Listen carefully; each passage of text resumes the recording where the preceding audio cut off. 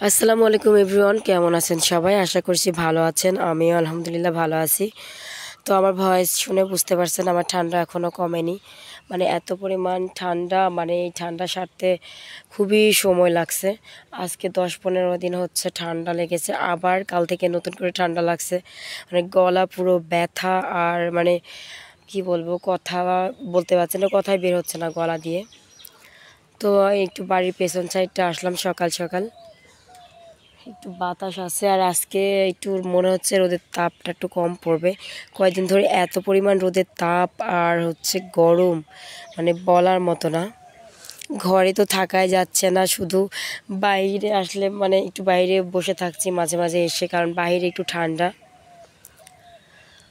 তো এই যে এই সাইডটা হচ্ছে আম ছিল, হয়তো কে পেরে নিয়ে গেছে না বলে,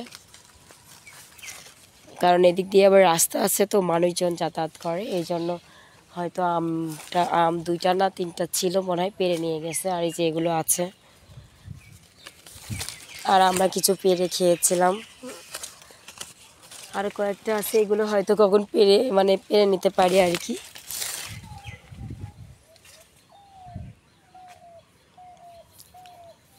তো আমি কিন্তু এত সকালে উঠি না, মানে এত সকালে উঠলে আমার মাথা যন্ত্রণা করে, প্রচণ্ড মাথা ব্যথা করে একটু সময় নিয়ে না উঠলে, ঘুম ঠিকভাবে না হলে। তো আজকে সকাল সকাল উঠছি, মনে করছি একটু পেছন সাইডে যাই, বাতাস আছে। এই সাইডটা দেখেন, আমার মেয়েদের প্যাম্পার্সে মানে পুড়ে গেছে জায়গাটা, একদম ভরে গেছে জায়গাটা। এই যে একটু এখানে প্যাম্পার্স ফেলা হয়।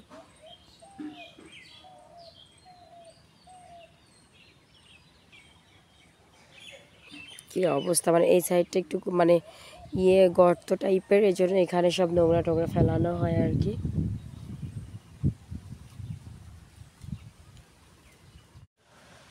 এই যে এটা হচ্ছে কলার বোক বলি আমরা, অন্যান্য জায়গায় কি বলে জানি না এটাকে, আমরা এটা কলার বোক বলি।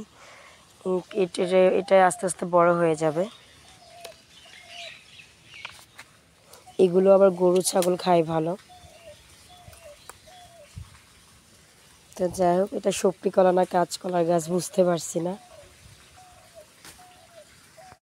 আর এই যে আমার ভাই টমেটো গাছ লাগিয়েছিল, এর আগে দেখিয়েছিলাম। টমেটো গাছগুলো মরে যাচ্ছে, কারণ বৃষ্টি নেই, সব গাছগুলোই আসলে নষ্ট হয়ে যাচ্ছে। মানে মাঠের ফসলও তেপে মানে এমন তাপ পড়ছে, পুড়ে যাচ্ছে আর কি। আর এটা তো পূর্বেই স্বাভাবিক, এই যে সব গাছগুলো নষ্ট হয়ে যাচ্ছে। টমেটো ধরছিল কয়েকটা, আমার মেয়েরা সব ছিঁড়ে ফেলছে, বাগানে আসলে টমেটো ছিঁড়ে। জি।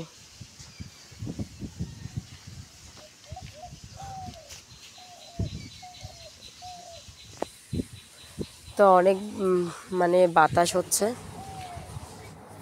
আর গাছগুলো দেখেন ওপরে কত সুন্দর লাগছে দেখতে, একদম অন্যরকম পরিবেশ। আসলে গ্রাম মানে একটা অন্যরকম পরিবেশ, আর গ্রামেই বেশি গাছপালা থাকে, চারিদিকেই শুধু গাছ আর গাছ, এজন্য আমার বেশি ভালো লাগে।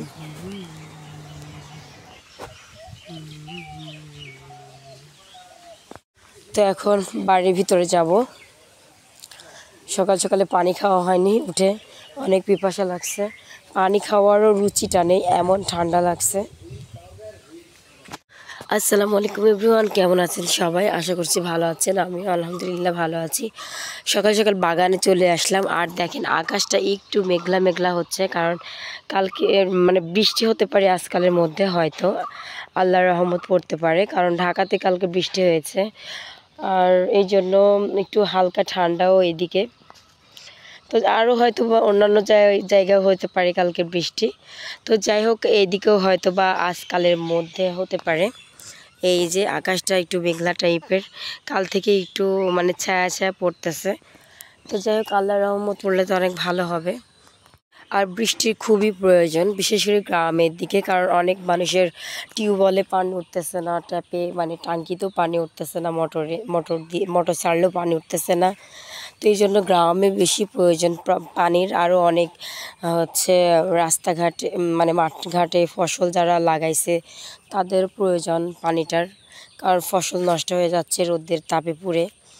তো যাই হোক, সব মিলাই আসলে বৃষ্টির প্রয়োজন আছে। বৃষ্টির আসলে প্রয়োজন সব জায়গাতেই, কারণ এত পরিমাণ রোদের তাপ আর গরম মানে বলার মতো না। এই জন্য বৃষ্টির দরকার সব জায়গাতে। তো আল্লাহর রহমত আসলে আস্তে আস্তে পড়ছে অনেক জায়গাতে, মানে কালকে ঢাকাতে হয়েছে, আবার হয়তো অন্য অন্য জায়গায় হতে পারে, আর এইদিকে হয়তো বা আজকালের মধ্যে হতে পারে।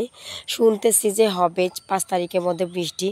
তো দেখা যাক আল্লাহ বৃষ্টি কবে দেয়। তবে আল্লাহ যদি বৃষ্টিটা দেয় মানুষের অনেক উপকার হবে।